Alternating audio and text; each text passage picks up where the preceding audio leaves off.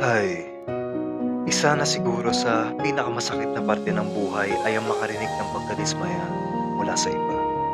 Lalo pa kung mahal mo sila sa buhay at kapamilya, na sa bawat kilos na iyong ginagawa at desisyon na pinipili ay may mga mata at tenga na laging handang manita. Na sa bawat tagumpay, pangkekwestiyon ng iyong makukuha kaysa sa pagbate at pagkilala. Ganiyan ang hinaing sa buhay ng ating letter sender ngayon na itago na lang natin sa pangalang Vanessa.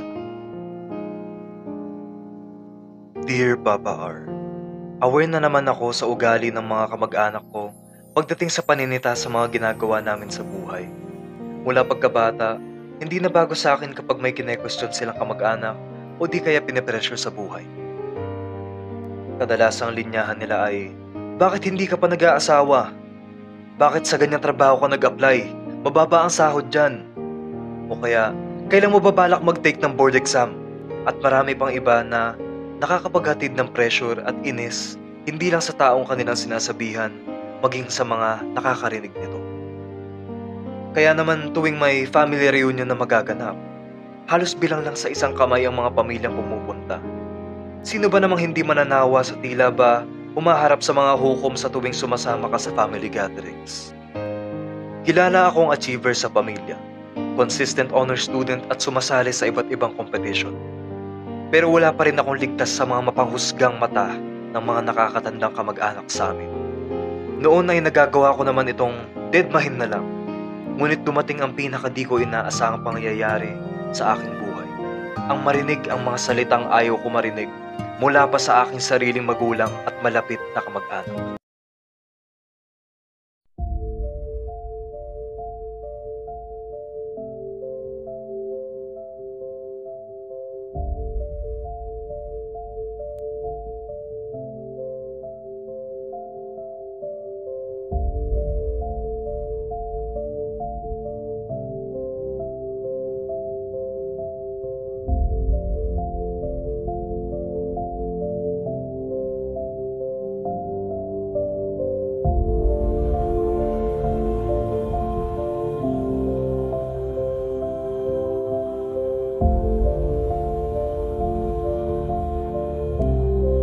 Limitado lang naman trabaho dyan. Magaling ka naman sumat noon eh. Dwayne! Dwayne! Dwayne! Okay ka lang ba?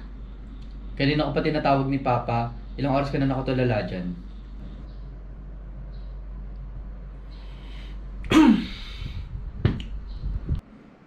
Balita ko tapos na exam niyo ah. Kamusta naman yung grades mo? Baka bigyan mo na naman kami ng bagsak na grades niyan. Siguraduhin mo mataas grades mo. Sayang naman yung binili naming laptop mo. Hindi mo kaya itong si Iya. Kahit walang laptop, mataas pa rin ang grade niya. Eh ikaw,